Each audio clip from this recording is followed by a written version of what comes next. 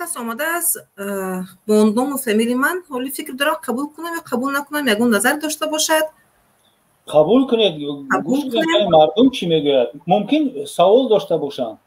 همون قاضی قبول میکنیم. لیکن نام فامیلی من که آمده است این شخص خوب کلانی که شما در نام فامیلی من کی باشد نمیدونم. عجیب. خب ادوکات معظم قدیرو و بس گوش میکنیم شما را. یگون فکر و نظر داشته باشد مرحمت. الو السلام علیکم. و علیکم سلام بر سلام. بخشم یک دو سوال داشتم. گوش داریم بفرمایید. من شهر مسکو نمیدونم در سوالم جواب گرفتم میتونم آیا نه. کوشش میکنن اینجا متخصصا حضور دارن. فکر دارم هم از نقطه نظر یوریدیکی هم از نقطه دینی کوشش میکنن به سوال شما جواب بدن. بفرمایید. من شوهر داشتم. از شوهر یکمم جدا شدم و 2 فرزند دارم. از قریب 4 سال جدا شدم برای مسکو دا اومدم شوهر دوم کردم. در این شهر غریب معلومه که چی گذار می شود. بعدا همین چند ماه زندگی کردم. از همون آدم فرزند دارم. 9 فرزند شده. بعد همین شوهرم دم و دم خودش به کشتن میزنه. مخ نمیکشم تو ایتریزم میگه کشول میکنم. همین خرکتر کتی غم میتیم منه. از همون سبب من پرسیدنی بودم آیا من فرزند ما ابورت میلی چی میکنن همون خیلی کردن اجازت هست از شریعت. ایلی از همین آدم جواب میگم طلاق بده من خیلی کتی یک خودشا میکشه یگون چی میکنه من دوای نکنم مقصد زلالش نرسه. همین جواب من نمیتیه. همین سوال میخوام بفهمم که آیا من میتونم فرزند ابورت کنم ایلی نمیتونم. در اول فرزند شما چند ماه هست؟ در بطن شما؟ ممکن 1 ماه یا که 1 ماه و یکون قینه باشه نمیدونم راستی. همین خیلی یکی شدگی های بعد همین علاج ندارم. من خودم 2 تا پسرچه دارم. برای همون سبب نمیدونم چی خیلی کنم. شما با این شوهرتون نکاح دارین یا اینکه رسما زکس دارین؟ نه نکاح داریم. نه نکاح دارم. نکاح دارین یعنی که شوهر شما گویا که اگر گیریم عقل سالم دارد؟ عقل سالم داره. آدمی سازه. بعد که جنگ برای هر یک پسی و بلندی جنگ میکنه. بعد در خودش تو که من کورچه را میگیره خود ما میکشم تو که ایتریزه خودش من خود ما میپرتم. این خیلی کدی من اوژه راستی گب خسته شدگیم نمیدونم که خدا منو ببخشه مجبورم که من جدا شوم یا که گودک بگیرم آیا من نمیدونم چی کنم. همین ده بخشش که ممکن فهموده تانستم نتانستم. من یکم باره خیلی سایت ده گپ زدستم. و فکرم فهمیدن. جمشید فهمیدین؟ این متخصص در اینجا حضور دارن. بس این شخص نیت زندگی کردن با اون مردی که نکاح دینی دارد نمیخواد برای که باوری ندارد از وی انسان و فرزندی که در بطنش است میخواد که ابورت کند یعنی که اسقاط حمل کند. اینجا من فکر میکنم اسلام جون باید جواب دهد برای که این از جهت دینی پرسید که چی میشود چی حکم شریعت هست در من وقتی که من دیده و دونسته فرزند خود من مثل اسقاط حمل کردنی هستم و این میتونم باید سوال داد که من میتونم همین مرد وای کنم طلاق کنم. سلام علیکم خواهر گرامی. سلام علیکم برادر. اولا خداوند صبرتون بده. واقعا مشکلات که شما بیان کرده واقعا برای یک خواهری که در هجرت هست و با این مشکلات واقعا سخت است. خداوند صبرتون بده. اولا باید ببینیم که مثلا شما در اونجا تنها هستید یا اینکه با پدر و مادر هستید و اون شوهری هم که با شما هست اون تنها هست یا که یک نفر از اون جانب هست و این نکاح شما در حضور وقتی که شما نکاح کرده در حضور کی صورت گرفته است؟ اون شاهدانی که در اونجا بودن اونها هستند. خب نفرانی که این کار رو انجام دادن اونها کجا هستند؟ یعنی این مسئله رو میتونه یک کمی شرح بده، بعد چون که چه کامل شود سوال، بعد پاسخ براش پاسخ بدیم. من اکا وقتی که نکاح کردگی بودیم یک مولا بود، بعدا من و شمی شوهرم و دو کسی دیگه بود. شما همون مولا را میدونی الان کجا هست؟ اون دو نفره که شاهد بودن اونها کجا هستن؟ من همین مسجد پیش مسجد نکاح کردگی بودم، همین مسجد طرفای مسجد بود. بعدا نکاح کردیم، نمیدونم که من نمیشناسم که مولا بود. اما رفتیم نکاح کردیم، همون شاهد آوردیم و نکاح کردیم.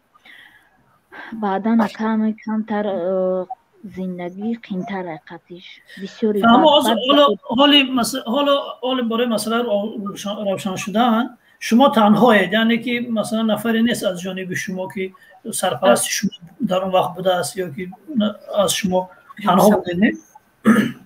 از جانب ما هیچ کس نیست. از جانب شوهرم پدرش هست. بچه‌ام بارها من پدرش گفتم که التماس بچه‌تون جمع کنین که من خیلی زندگی خودم به هم خیلی زندگی گذاشته بود. 5 سال 4 سال قریب من شوهر نکرده بودم. خیلی در شهر غریب آمدم و همین آدم روپرو شدم. خیلی به نکاح مسلمانی کردیم و زندگی کردم. بعدا همین خیلی بعد با بالای این عادتی زدن داره. من از شوهر خودم هم خیلی ایروی زدن و ایروی هم خیلی کاربار و رشک و همین حیات خودش من او طلاق نپرسیدم. به گناه من جواب من جنگی پسی زندگی جوابی من داد. از اکون ایش گرفتم که خیلی زندگیم خوب میشه و که ای با من ایتریزه گو وقت چه می پرتو میگه توی که کورچه را میگیره من خیلی میکنم. از همین سبب میتونستم خودم، چون که من با دو فرزند نابالغ دارم. فهمم. خب یعنی مراجعت کردن شما با پدری اون هم هیچ نتیجه نداد نه؟ نه نمیشه و بعدا از حدش میکنه دیتا همین یگون هفته موجود آدمی نرمال میشه و بعدا تا تلفون هم میشکنه تا که عدتی زدن داره. بعدا بله خواهر گرامی، ما در شروع صحبت واقعا گفته بودیم که یکی از مشکلاتی که دامنگیری متاسفانه امروز زن و شوهر در جامعه های ما هست، این واقعا آگاه نبودن از تعلیمات دینی و آگاه نبودن از اون حق و حقوقی که دارن هست. همین که مثلا در هنگام نکاح وقتی که زن نمیداند، به شورای زن نمیداند که این شاهدها برای چی هستند و اون شرط و شروطی که مولا یا که اون خطبه خوان در هنگام خطبه خوانی میگوید، این زنی بیچاره نمیداند که این شرط شروط برای چی هستند.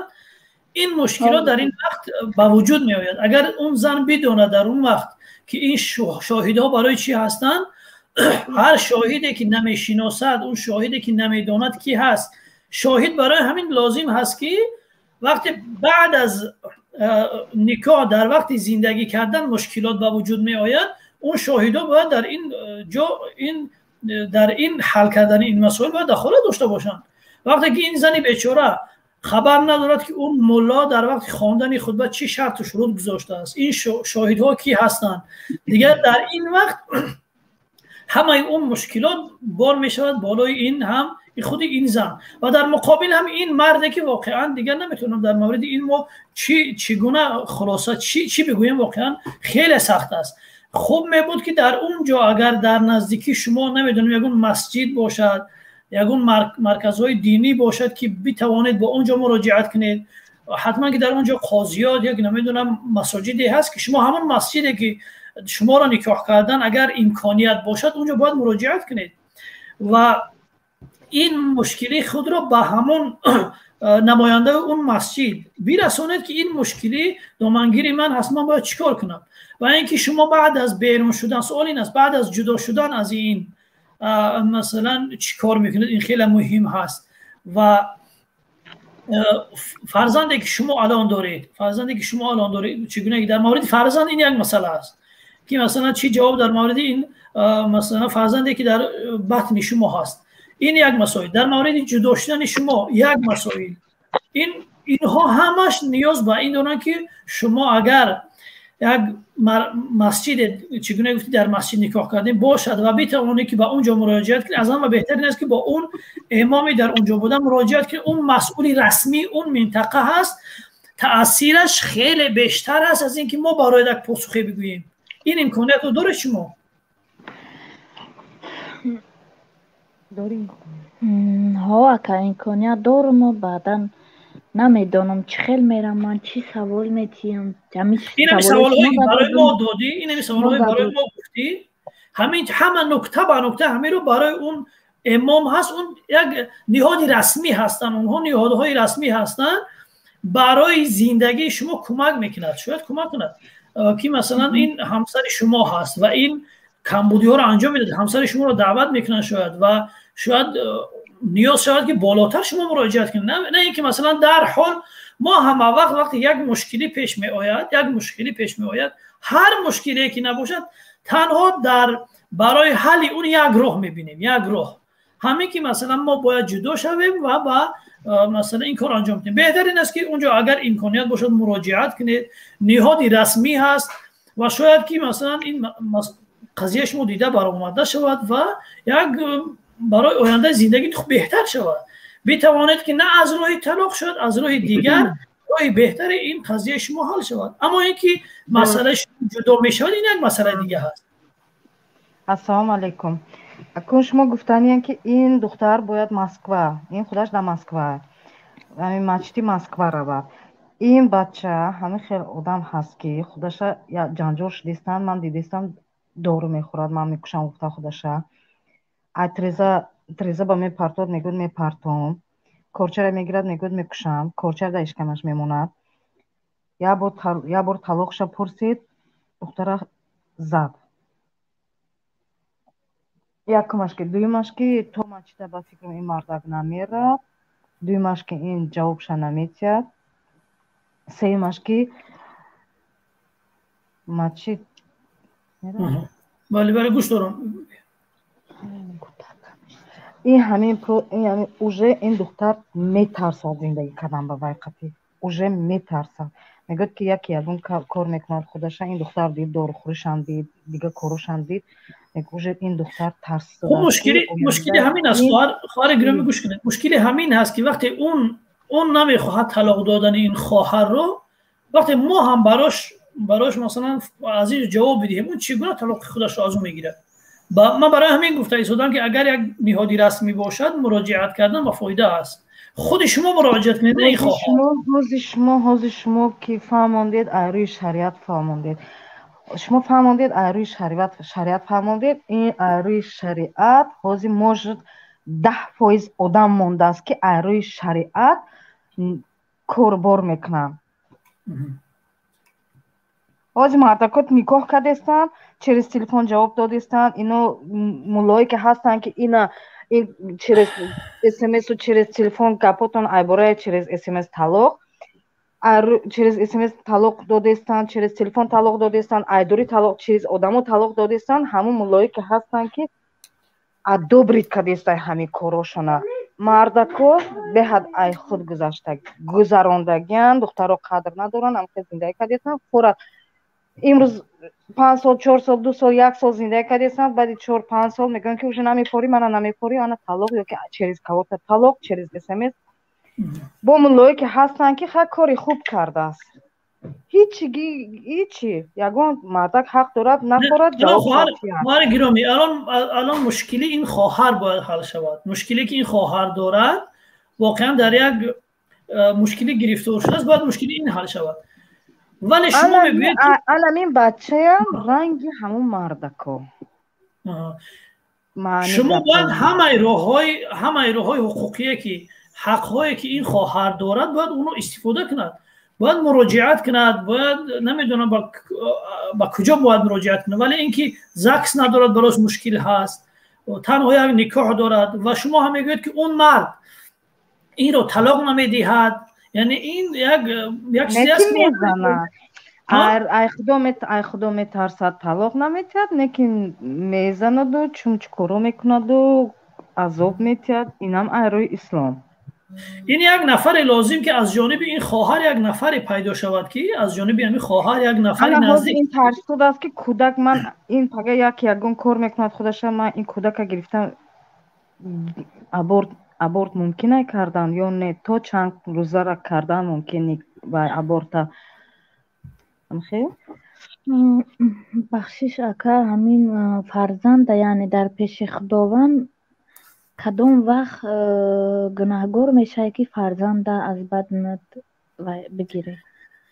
در این مورد گوش خواهد، در این مورد صدق جنین در عموم در شریعت جایز نیست. در عموم در شریعت جایز نیست، مگر در حالتهای ضرورت که دیگر در اون حالتی که یا اون جنین اون هم باید از 3 ماه پایان باشد، کم باشد و ضرر به خود اون کودک هست در نظر هست، اون ضرر یقینی باشد، نه احتمالی که مثلا یک ضرر به خود اون مادر هست و حالا این دو ضرری که به فرزند به مادر در نزد خود یقینی نیست که مثلا این کار انجام بده، این یک مشکلی است. برای همین در این صورت باید میتواند که اون شریعت در عموم جایز نیست، اجازت نیست این کار انجام بدیم مگر در حالت ضرورت. اون حالت ضرورت چی است؟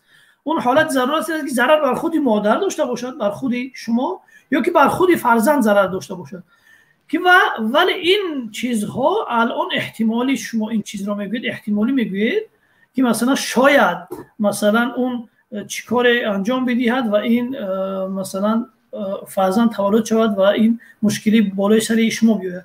برای همین هم اگر هرچی امکانیت دارد که مراجعت کرده می شود، مثلا این خواهر دیگر که با شما هست صحبت میکند، این میتواند مراجعت کند با اون مرکز مؤسسه دینی که نزدیک شما از اون مسجد، این بیاد و همه مشکلات شما در اونجا مطرح کند، اون از نزدیک این مسائل شما رو شاید که بهتر از ما حل کند. این یک راهی درستش است که این خواهر میتواند که این مشکلی شما رو برساند و اون نهادی رسمی که هست میتواند برای شما کمک کند. اگر هم که نکرد، باز هم میتواند که با ما تماس بگیرید، تماس مداوم داشته باشید و این مسئله را بتوانیم به شکل راه حلش پیدا کنیم. مثلا از نگاه دینی هست، از نگاه نمیدونم حقوقی هست. اگر یعنی یک ماه باشه، این سرمنا ممکن نیست در شریعت میخواد؟ بله در عموم ممکن است. الان اینجا دیدن در همین حالتی که شما هستید، در همین حالتی که شما هستید واقعا یقین داشته باشیم که تولد شدن همین کودک خب ضرر دارد بر خود کودک و بر خود شما، در اینجا شریعت اجازت میدهد. ولی برای همین من میگم که اگر امکانیت دارد که از نزدیک شما میتوانید این مسئله رو مطرح کنید با نفری در اونجا، این مسئله رو مطرح کنید، کار شاید آسان‌تر شود. و خود مرد چی میگوید؟ چون که این فرزند اون مرد هست، از نگاه شرعی اجازت اون هم لازم هست. این خیلی مهمه. نمیخواه بخشش که در سخنتون نمیخواه که اجازت برای کودک گرفتن اجازت نمیده. تا حالی که شما در نکاح اون هستید، اون دیگر فرزند اون مرد هست، اون هم بالای این فرزند حق دارد. شما نمیتوانید که به اجازت اون این کار انجام بدهید. این هم از نگاه شرعی جایز نیست. با این خاطر این مسئله اینقدر پیچیده است. فقط برای همین میگم که اگر باشد چنین مؤسسه نزدیک شما، حتما شما مراجعت کنید. نباید که مثلا در یک جا بشینید بگوید که همه درها برای شما بسته است و این مشکلی شما حل نمیشد. شما برای حل شدن این مشکلی رو تلاش کنید. مثلا پیش اون اداره دینی برید، پیش اون مفتیات برید، اونها مثلا چیهای رسمیت برای شما کمک شاید انجام بدن. یعنی که نصیحت میکنن به شوهر اون کس؟ نه با نصیحت که نمیشود اون شوهر اونها شاید با نصیحت نمیشود. نه معلوم است که با نصیحت نمیشود. اینها از حقهای خودشون استفاده کنن. فهمیدم آکاش، فهمیدم. رحمت کلام برای مصلحتتون، برای نصیحتتون. باز هم مثلا میتوانید که در آینده اگر مشکل حل نشد ما در خدمت هستی تماس بگیرید و پیدا میکنید باشه. با یک سوال دیگر این айбурай уже این دختر نبود دیگه زندگی شوهر من در نکاحش هستم دیگر زنک یافته 2 ماه پیش برآمده رفتگی خونه بله ای خونه برآمده رفتگی مقصد که تو من نمیفوری خیلی همون خیلی نمیفوری نمیخوام قد تو زندگی کردم جواب من تین زندگی نمیکنی جواب من نمیتید انا حاضر условия مونده است که من یکی میبیم پیش تو تمام کارم کرا گشتم میگیرم 5 وقت نماز میخواند هر جمعه نماز میرد مسجد هر سال یک ماه روزه میگیرد شما نیز دارین نکاح دارین یا اینکه رسما نکاح دارین فرزند دارین نه من حق دارم ایوای طلاق نپرسیدنده شما اولا باید راه زینو را باید زن حق و حلال پرتاف را برای راه زینو او راه نمیفورد گشتن نه که میخواهد که طلاق نتید و همه یکی آمده ایستد زینو برای وای زندگی زن برای وای رنگی گستین شده فهمیده بله یعنی اگر از نگاه شرعی به این مسائل شما نگاه کرده شود واقعا این مرد دارد جنایت انجام میدهد اگر اون نفر دیگر زنی نکاحیش هم باشد حق ندارد که مثلا اینقدر فاصله وقتی شما راضی نیستید اگر زنی نکاحیش باشد شما وقتی که راضی نیستید اون حق ندارد که مثلا یک مدت زیاد با او باشد و مثلا ماه یک بار یا 2 بار نزد شما بیاید وقتی زنی دوم میگیرد در صورتی که اون زنی با نکاح و زنی شرعیش است باید اون هر تقسیم شود یک شب اگر نزد او هست شب دیگر باید نزد شما باشد نه پیشم میبیاد نه پیشم میبیاد نه یاردم میکند یگان چیز دایوس شده است حیوان شده است گشت است فقط خدمت برای دخترای بیرون زن خود نمیفورد بله خواهر تا آخر دقت کنید زندگی میکنی؟ نه من نمیکنم خطیت زندگی خیلی نمیکنی اگرنی بس کن بس نمیکنی اگرنی زندگی کن نه من بسم نمیکنم و خیلی 3 ماه 4 ماه با 1 بار میبیم میرم بله ما چگونه میتونیم از نگاه شرعی این حق را دارد حقوق شما را پایمال میکند حقوق شما را پایمال میکند اگر اون نفر دوم زنش نباشد بلکه نمیدونم زن نه وای خودش روی راست تعریف میکند اینش قطعی نباشد باید دیگر خوشروشه مییوم با یافتم حاضیت دیگر بایم خوشرو اونده یاشه مییوم بازی باید 27 ساله شه یافتم باید من زن را گرفتنی نه که من پیش تو یکی میبیم با امیدی من نشم من زندگی نمیکنم خیلی من زن میگم 27 ساله دختر بله یکی از سبب هایی که مثلا اجازت دیگه شریعت اجازت میدهد که زن و شوهر از هم جدا شوند همین چیزی است که شما دارید مطرح میکنید یکی از اسبابش همین است که دیگر مرد یا زن مثلا میرود دنبال کارهای حرام و دیگر از این مثلا همسری اولش بینیاز میشود خب اگر زنی نکاحی میگرفت زنی شرعی میداشت اون مسئله دیگه بود میتونید که باز هم در اینکه حقوقهای شما رو تا کجا رعایت میکند صحبت کرد ولی در این موردی که شما میگوید در اینجا شما دیگه حق دارید همین هم شما میگوید که اون مثلا طلاق نمیدهد شما باز چیکار میکنید با کدوم واسطه میتوانید که مثلا از اون جدا شوید در اینجا مشکل این هست که شما با کدوم واسطه میخواهید که از نکاح اون بیرون شوید ببخشید در اینجا نیاز است که مراجعت به یک نهادی رسمی کنید شما در اونجا ببخشید در اینجا من مشاهده کردم در همین جا هم حقوق زن پایمال کرده شده است بله نو از اون که این رو ببینید برای چی نوبسته از اون که این زن هر دو همین زنها در به چنین مشکلی ها وادار شدن، لیکن در همین جا هم حقوق زن برای چی از نقطه نظر اسلام نیست حقوق زن پایمال کرده شده است. برای چی زن حقوق ندارد در اون حالتی که مرد آشکارا گفته است من با تو زندگی میکنم لیکن کی خواهم میبینم مثل عشقه. یعنی در زن حقوق ندارد که از شوهر خود و طریق دینی جدا شود. درست؟ مشکلی میدونید در چی هست؟ اجازه شوهر در کار است. بله، مشکلی در این هست که اینجا از نگاه اسلام حقوق اینها پایمال نشده است. از نگاه خود همین زنها حقوق آنها دارد پایمال می شود، چون که در هنگام نکاح کردن چگونه که گفتم اون شرط و شروطی که نکاح دارد اونها در نظر گرفته نمی شوند. شرط و شروطی که نکاح دارد اونها در نظر گرفته نمی شوند. حاضر اگر همین خواهر در وقت نکاح مهر معین داشته باشد، شاهدهای معین داشته باشد، نماینده از جانب خودش باشد، از جانب مرد باشد، هیچگاه این مرد این کار در این وقت انجام داده نمیتواند و هر وقتی هم بخواهد زن طلاق خودش را از این مرد میگیرد. اما چون وقتی که شرطهای نکاح رعایت نمیشوند دیگر در این وقت این خواهرای بیچاره در فضا میمونند دیگر معلق. ولی در جامعه هیچ حق و حقوق خودشان برای خودشان نگرفته اند. این طور گفتن در کار که هیچ حق و حقوق خودشان در وقت نکاح برای خودشان نگرفتن. دیگه در این وقت این مشکلی برای اینها پیش می آید. در اینجا شریعت معین کرده است که چگونه اینها طلاق خودشان را بگیرن.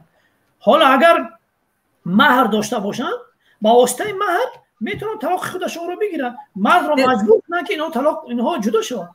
ولی مشکلی در اینجا هست که در وقت نکاح چون که ما اکثر خواهرهای ما بیچاره‌ها آگاهی ندارن، آگاهی به این تعلیمات که ندارن، این مشکلات دیگه در زندگی پیش می آید و جای مراجعت کردن هم ندارن. مشکل این هست یک نهادی که از اینها دفاع کند وجود ندارد. اگر در اون قوانینی که اگر در تاجیکستان باشه در قانون شریعت در قانون‌های تاجیکستان این احکام جا کرده شود و احکام شرعی در نظر گرفته شود خیلی کارها آسان می شود. این متاسفانه مشکلی در اینجاست، نه در خودی مثلا تعلیمات دینی و تعلیمات دینی همه این حقوق رو برای اینها داده است. ولی متاسفانه چگونه برای خواهرها چگونه این کار انجام میدهند؟ این متاسفانه کسی نیست که مثلا این کار انجام شود. متاسفانه میتوانم با مراجعت کردن با مفتیات روسیه، با مفتیات روسیه مشکلاتشو مطرح میکنن، میتواند که مفتیات همون نهادی رسمی این کاری اونها رو انجام بدهد، مشکلات اینها رو حل کند. باید اینها مراجعت کنند. اون مسجد هست، نهاد دینی هست، مراجعت کنند، مشکلات خود را مطرح کنند. اونها حتما یا با شوهرای اینها تماس میگیرن، وقتی تماس گرفتن و اینها قبول نکردن حتما کار برای اینها انجام میدهند. میتوانند که خود اون نهاد دینی طلاق اینها رو صادر کند، ولی اینها باید در این بعد از آوردن حقهای خود کوتاهی نکنند، باید تلاش کنند. این راهاش وجود دارد، ولی این خواهرها در یک وضعیتی هستند که خودشون هیچ کار از دستشون نمیتونن که انجام بدهند. بغیر از این خواهرها در مسافری هستند، در غریبی هستند. این رو ببینید که در تجربه در تاجیکستان، حتی در تاجیکستان اصلا اون که دولت ما مسلمانی نیست، یعنی که شریعت رو پورا قبول کرده شده، یک مقام ندارد، مقام دولتی ندارد. نه تنها این زنهای بسیار به چنین مشکلی دچار شده ایستادند.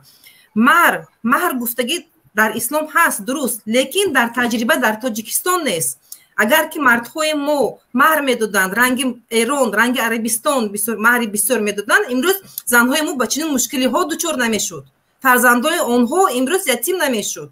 متاسفانه مردهای ما از همین استفاده برده ایستادند. اکثریت شریعت میشد. بله، شریعت رو کسی میخواهد قسماً به خود اون جایی که به آنها مفید هست قبول کرده ایستادند، لیکن اون جایی که به مردها پسند نیست قبول نمیکنند.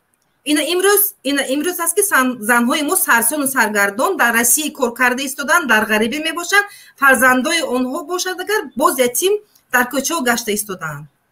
این رو چطور ممکن است؟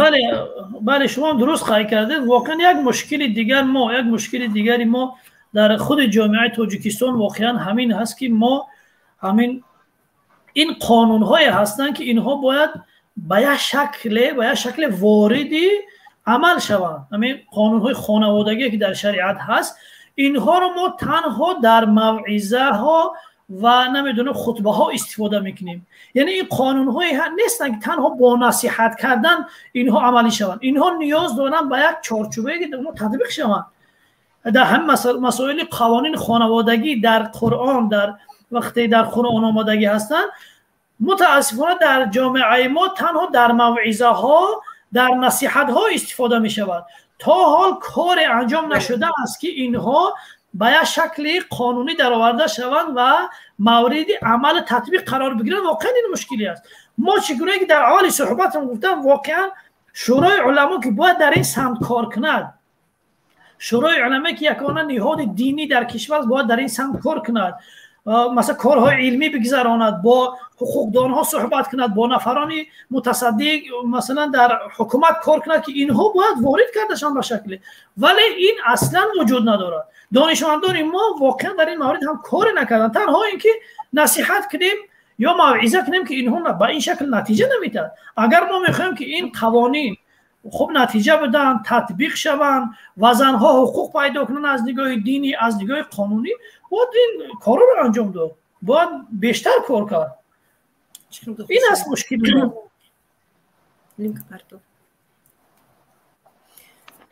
واقعا هم زنهای ما گفتم ممکن است امروز جبریده شدن.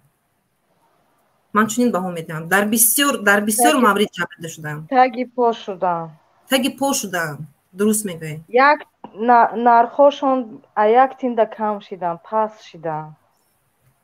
خدمت میکنن، مهنت میکنن، میگن که کار نمیکنی در خونه شتگی خدا نمیگویی تو کار در خونه уборка اوقات стирка این کار نیست، فقط تو مهنت میکنن، نه که این قدر نموند، قدرش ابسولوت نموندگی زنکویا.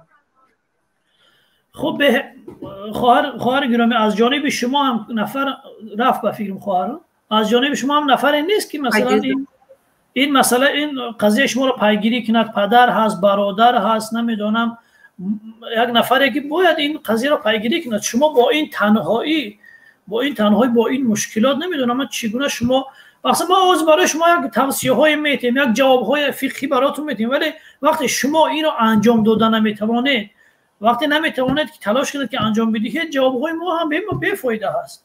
جوابهای من هیچ سودی برای شما نمیدهد.